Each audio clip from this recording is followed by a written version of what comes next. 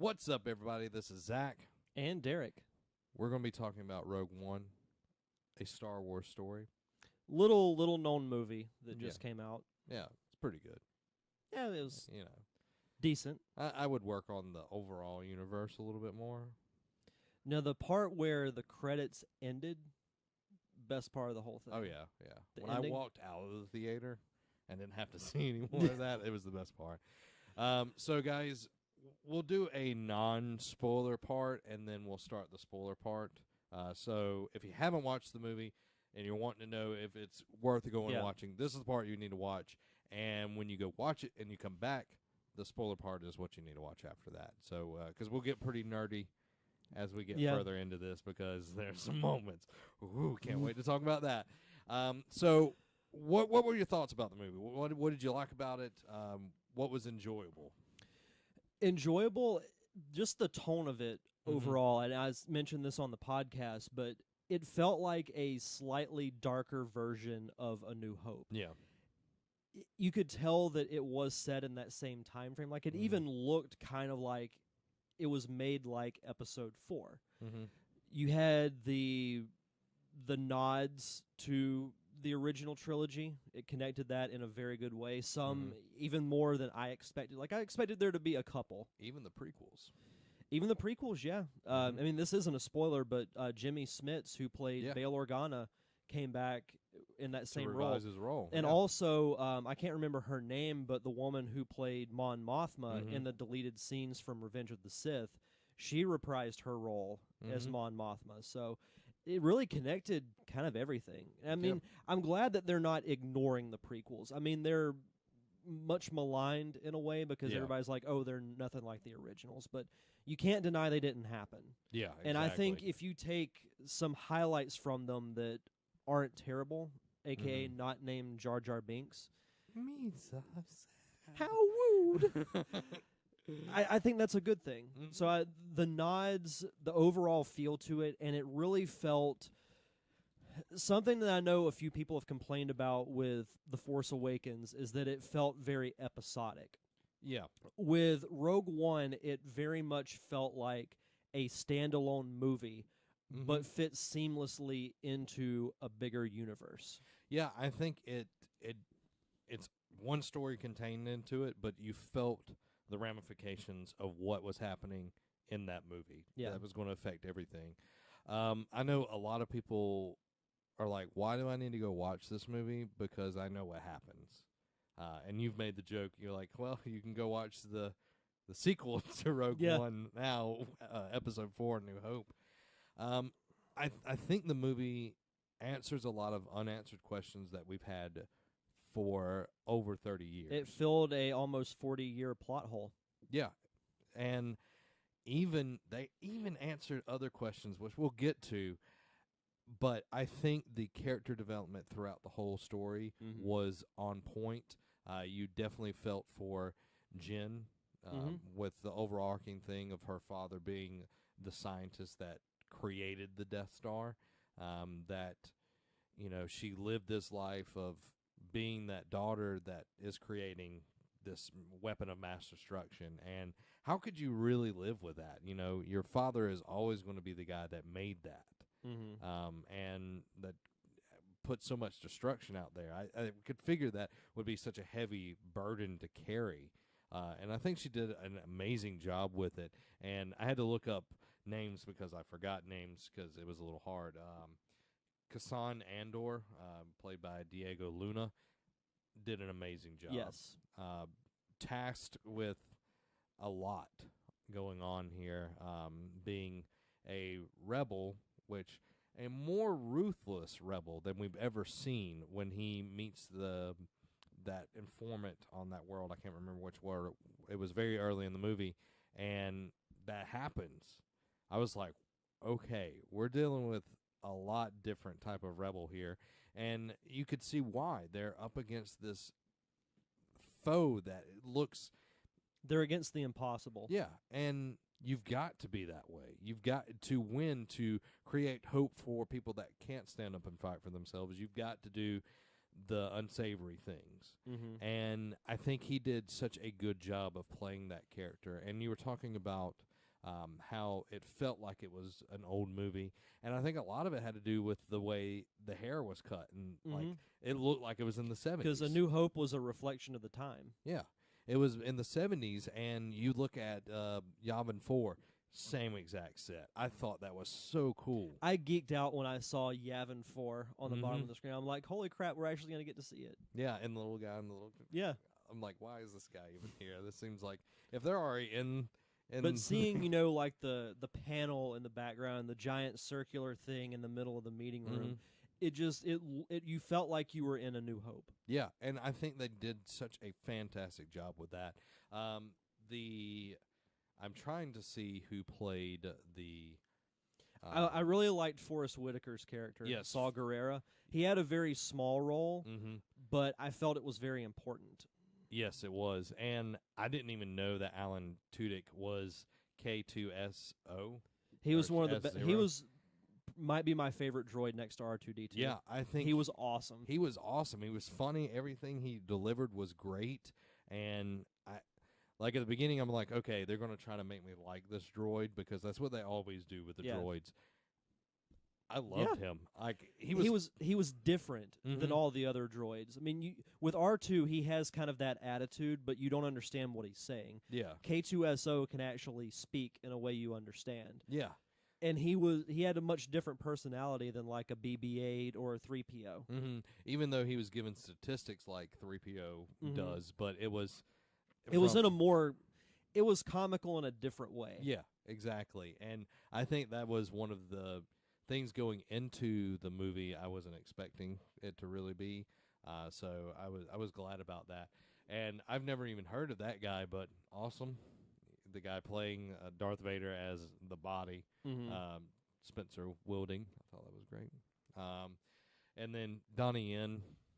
Dude, he was awesome. Yeah. So good. I am one with the Force, and the Force is one with me. I am with the Force is with me. Yeah. I thought it was really cool how you can tell that the Jedi are like really extinct at this point, but people almost believe in the Force in a way like people believe in a religion. Yeah. Like the Force is, I don't want to compare it to God, but it's kind of like an otherworldly religious type figure. And the Jedi are mentioned, and I think it kind of goes along with that old saying that the victors rewrite history. Yeah. With Palpatine winning, he can erase the Jedi as much as he wants to. So, and this takes place, slightly less than 20 years after Revenge of the Sith, and there's really no mention of the Jedi at all. Yeah, it's very little, and you see on the planet of Jeddah, like right when they are taking the pilot away, they zoom out, and you see this huge statue of a Jedi. So, and I want to say that I was reading somewhere where this was like the birthplace or one of the big temples for the Jedi. Yeah, a very sacred area for the Jedi. And this is where the crystals for the Kyber crystals finally mentioned in a movie by name. Yeah. And it's very interesting how they were using the Kyber crystals for focusing the weapon of the Death Star. That was cool. Yeah. So those little things, those little tidbits of knowledge that all of us knew just being brought in. And we talked about this pretty extensively on the podcast, which you can go check over on youtube.com/nerdcavenetwork, episode 189, how the people that are directing these movies are Star Wars fans. And you could see that the way the love and care that they go with into these projects. J.J. Abrams did an amazing job, and who was the guy that directed this one? Gareth Edwards. I think he had more nods in this one than The Force Awakens. That might be me just saying that. No, I agree with you. There were more nods. So, if you had to say off the top of your head, who was your favorite character? K2SO. K2SO? Yeah. Yeah, I would have to say he was mine as well. Second into that was Donnie Yen. Yeah. And then I might butcher his name, Jiang Wen. Jiang Wen played Baz. I thought he was good as well. Who was basically like Donnie Yen's partner in crime. Yeah, like Donnie Yen was like the R2D2. Yeah. And he was the C-3PO of pretty much the movie. But I thought they did a really good job. And then Ben Mendelsohn as Director Krennic. Yeah. Why do they have Director? That might be his first name. Or so Krennic, I guess. I thought he did a pretty good job. He was, I don't want to say he did a bad job, but to me he was kind of underwhelming. Yeah. Like they built him up as this like really evil and powerful guy in the trailers, and I didn't get that at all in this movie. Well, I think a lot of that is, and that's something we can get into when we talk spoilers, there was someone else who came along that took over. I think that took a lot of fire. Like if it was just him, I think he would have had a lot more oomph. Yeah. So I think that was some of the problem there. And Mads Mikkelsen, always fantastic in anything he acts. Yeah. In. One of the very few times I've seen him play a good guy. Yeah, and he didn't always plays a villain. It does always play the villain, and he didn't have like anything weird coming out of his eyes or mess up with his eyes. Yeah. He always has something. He's an interesting gentleman. So before we get into spoilers, I have to ask you this: where do you rank it? Ooh, that's hard. Fantastic movie. Go watch it.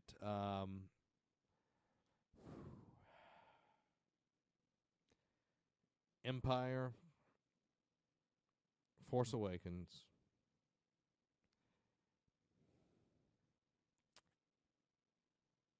this might be right below Force Awakens. I would say it. Yeah, Force Awakens, Rogue One, and then from there. Yeah. It doesn't beat Empire. As good as it was, which I don't know if anything ever will, because there's that additional sentimental value to it. Yeah. I think I put it number 2. Really? I actually liked it more than Force Awakens. I think I need to go watch it again before I can like make a 100%. But it was fantastic. Like this and Force Awakens, I went in kind of like, okay, I'm watching a Star Wars movie, but I'm not expecting like amazing. Yeah. And then that way I'm coming out and I'm like, wow, that was great. Overall, like the story, I think that would definitely beat Force Awakens just because it's a new story, and Force Awakens had a lot of new hope. Yeah. But there's that. It keeps going after 7. Like it's going to have 8 and 9. Mm-hmm. So that's kind of, it gives it that leg up and like what's going to happen. So I would say it would be my number 3 or number 2. It's kind of fluid right now. So that's going to do it for the non-spoilers, because we're kid gloving you right now. Yeah. Like big time kid gloving you, because we don't want to spoil any of this, especially if you're like really into Star Wars. You're going to appreciate us not doing that. Absolutely go watch it and then come back and watch what you're about to hear. Yeah. So this is spoiler territory. Warning. I'm going to pat my head and we're going to start into the spoiler territory. So if we've goodbye. You've been warned. Yeah, okay. Here we go. Spoiler territory. Holy Jesus Christ. There was 3 big things in this movie that was just I think we got to start with the big one. Okay. And this is the one I thought there would be at least a mention of him, but to recreate Tarkin with good CG and the voice, it felt like him. Like, I was thinking we'll get, like, a shot of him from the back, and you're like, oh, cool, that's Tarkin. Yeah. And then that would be it. And even then alone, I would have been like, okay, cool, they mentioned Tarkin. Yeah. But no. He comes in and says, no, I'm running things. Yeah. And I'm just like... It was done so well. Yeah. It looked realistic. It didn't look fake. I remember episode 3, they had him with the Emperor and Vader. That was a prosthetic mask. Okay. That wasn't CG. Okay, I thought it was. It didn't look very accurate. But seeing this, like seeing where technology since 2006 was when episode 3 was out, correct? 2005. 2005. Okay, I was close. Yeah. Seeing when 3 was out compared to 2016, when they can fully render somebody, have someone act as another actor to tie everything in. oh my God. Yeah. And the way, like, it felt like it was Tarkin. Like, it didn't feel like somebody was playing Tarkin. It felt like Tarkin. Yeah. Where he just, berates this guy in front of everybody. Like, puts him down because that's how he is. I thought it was amazing. A very, very nice surprise. And a very, very good one. Yes. Like, I don't know who did the voice for him, but it sounded exactly like the original actor who passed away in the early 90s. Yes. So he's been dead for a while. But for them to I think there was like one shot where the lighting kind of hit his face a little off. Yeah. But it didn't really look that bad. Everything else was just really, really good. Like, you could still tell it was CG, but the way that technology has advanced now, like you were saying, I was okay with it. I was honestly just so geeked out about the fact that it's Tarkin. Yeah. That it didn't matter to me. Yeah, I was geeking out the whole time, and Amy was asking, well, how could they do that? And I was like, well, they probably put the dots on the face and everything, and they had someone act that part and then just replace the face with it. So, and she was really impressed by it, which I was really impressed by as well. Now, the other piece of CG was the very end. Yes. When they give the plans to Leia, and we see a young-looking Carrie Fisher. Yeah. Now, that was dang near perfect. Yes. Now, granted, you only see her face for like 2.5 seconds. But still, I was like, oh, my God. Yeah. And that was another thing where, if they had just done the Tarkin thing, where you just see him from the back, it would have been like, okay, they'll walk in and we'll see Leia from the back, have the white dress and everything, and then she would get the plans, and then we'd end movie. Yeah. But credits. no, and Carrie Fisher came back and did the voice. Really? Yeah. I thought it would have been like, did you stay for the whole credits? No. Okay, at the very end of the credits, when they do the special thanks, they said Carrie Fisher at the end of it. I wonder, like, it sounded like they took, like, her saying hope or whatever from, like, years ago, because her voice does not sound like that anymore. Yeah. So I figured it was that. It might have been special things for her. I'm not doubting it, but it might have been special things for her likeness that they own. Yeah. Which must be weird. But all the nods, God. had Tarkin, you had Leia, you had Gold Leader. Gold Leader and Blue Leader. And Blue Leader. And did you notice that Red 5 got shot down? Yes, I was talking about that with Amy. We were driving home. I was like, they even included that Red 5 got killed, so the call name was open when Luke when he comes in Episode 4. I was like, everything just clicked in together. And you had the two guys from the cantina that Obi-Wan fought. As soon as I heard that voice that said, "You best watch yourself," I'm like, huh? And then they turn around and it's the two of them, and I'm like, holy crap. I know. That was awesome. It was so cool to get all of these things, because it was just like, okay, here's something for you. And Here's something they're for very minor things, but people like us will catch them, and we're just flipping out over it. Yeah, and I told Amy the same thing. I was like, this movie is, anyone can go watch it and enjoy it, but if you know more, I'm not saying it's so much more enjoyable, but there's things in there to like, oh, that's awesome, that's awesome, that's awesome. It's kind of like watching, like a Marvel movie or a DC TV show, that there's so many Easter eggs going on in each episode or whatever that it keeps you intrigued all the way through, and just those were fantastic. Yeah. I've got to look up one thing just to know what the name of this planet is. But when the director goes to meet Darth Vader, I want to say it was Mustafar. You're talking about the planet that Vader's temple was on? Yeah. I want to say it's Mustafar. But I want to say in the extended universe it was a different planet. Yeah. Let's see what we've got here. It's not telling me anything. Republic.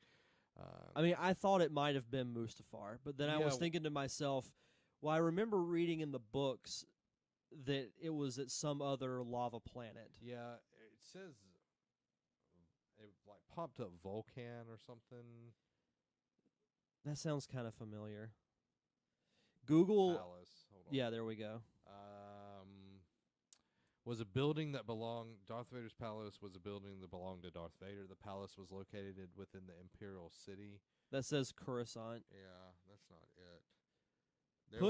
There was a planet though that was.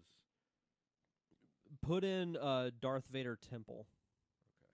Because I want to say they called it his temple. Because I remember reading it in the extended universe. Same here. That it like even had like a huge statue of Darth Vader in there.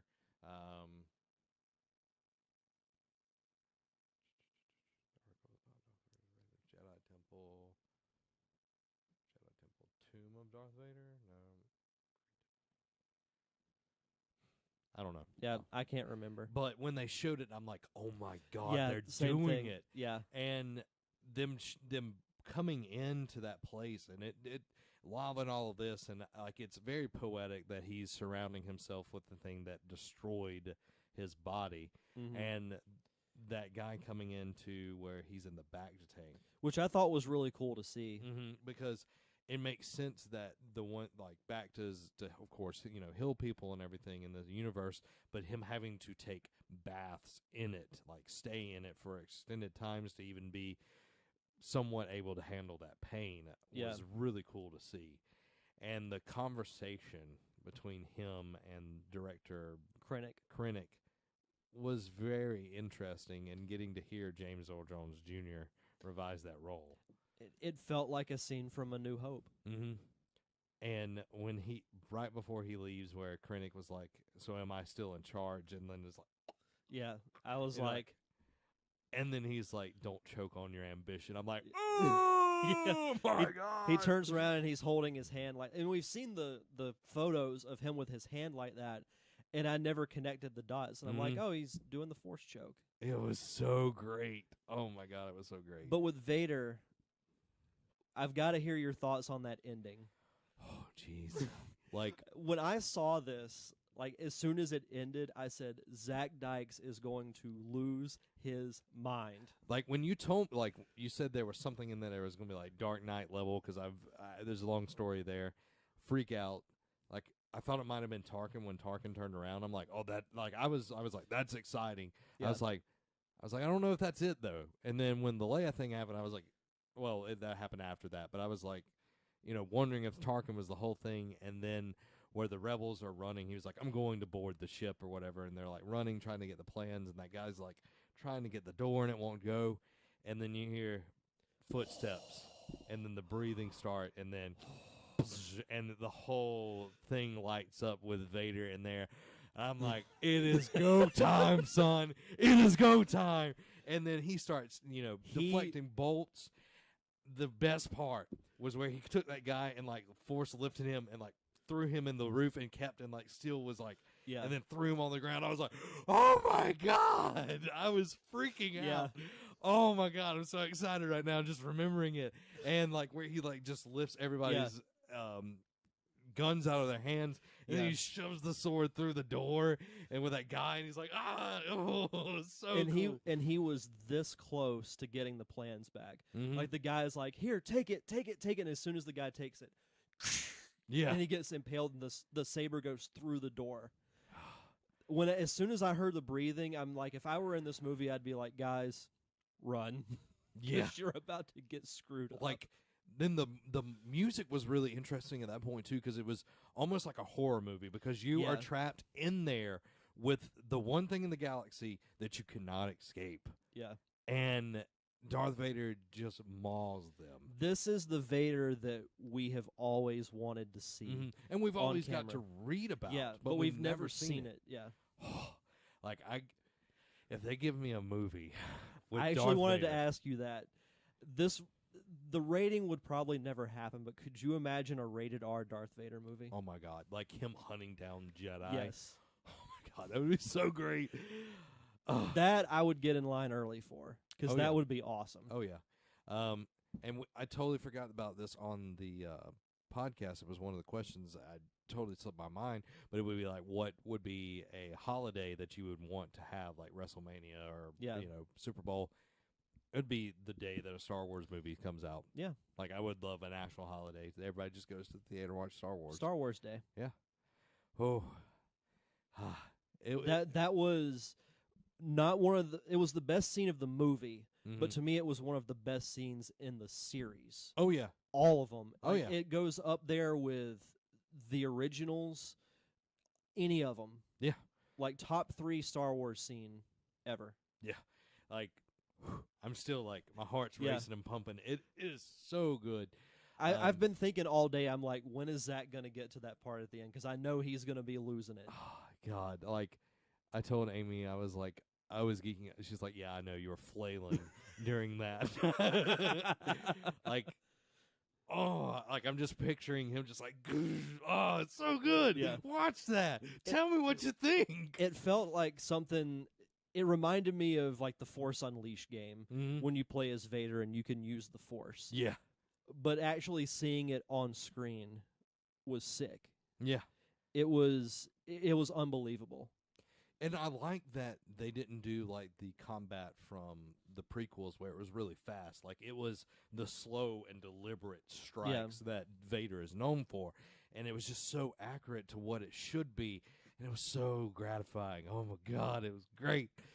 Oh.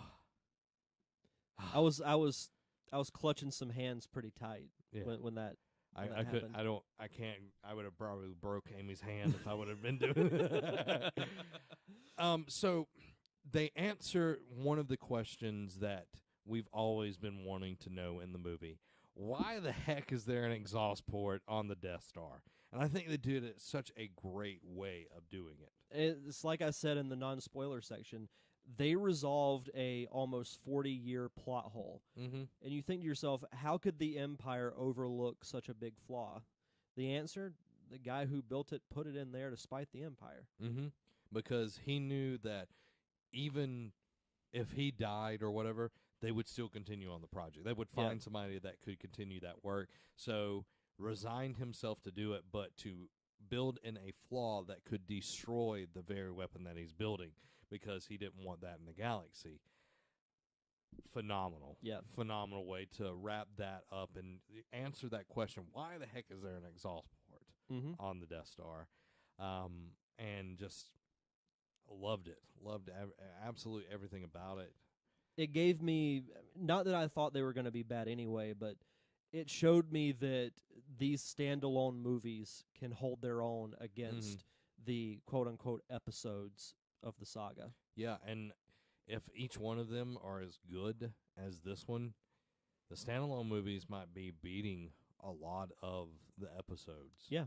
And that's crazy to think about, but fantastic job on it. I also love the Obi-Wan reference, by the way. Oh. When Bail Organa was like, I have my friend the Jedi who's been in exile since the Purge. Mm-hmm. And I just thought to myself, give me an Obi-Wan movie. Oh, please, please, please. That would be so great.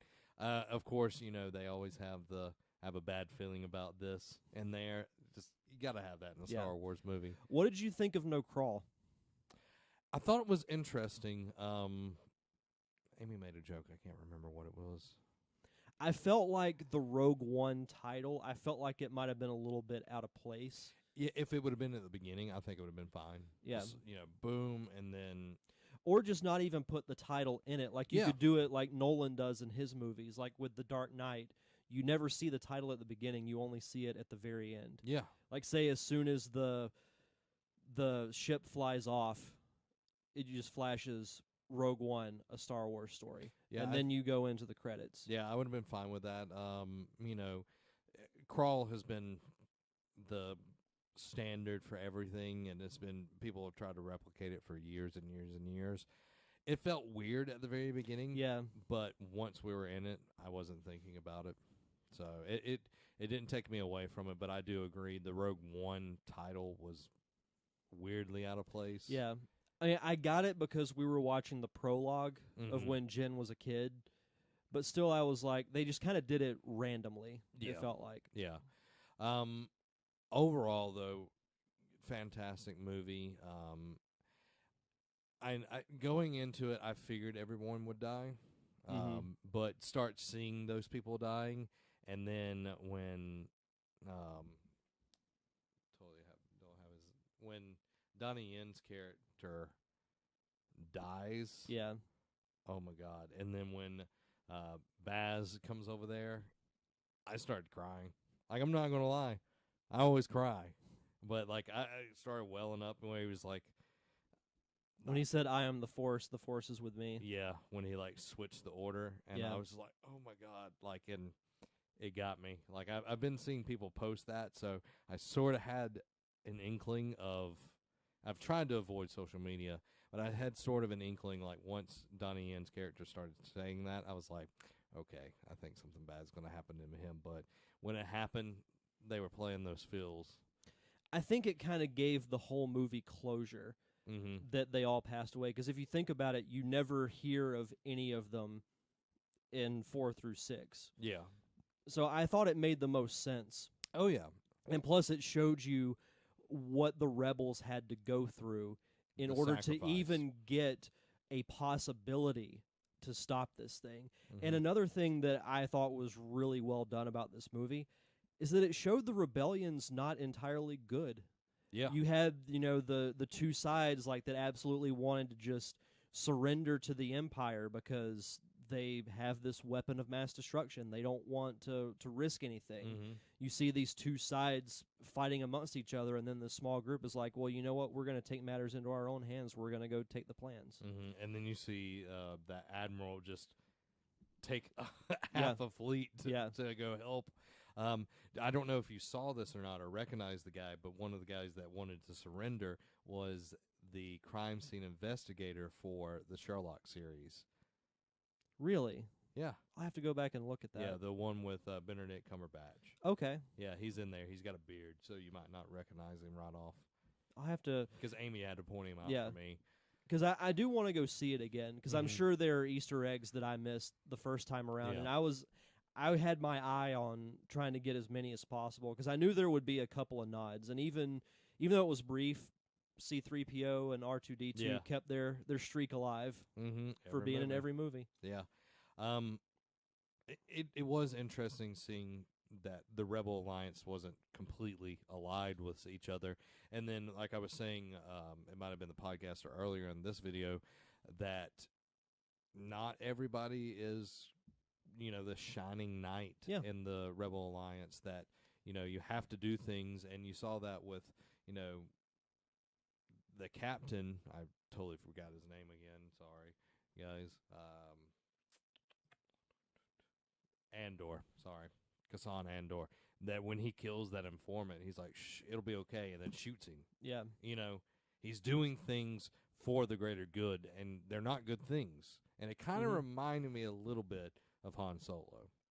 Yeah. Not all the way, but it kind of reminded me of Han Solo.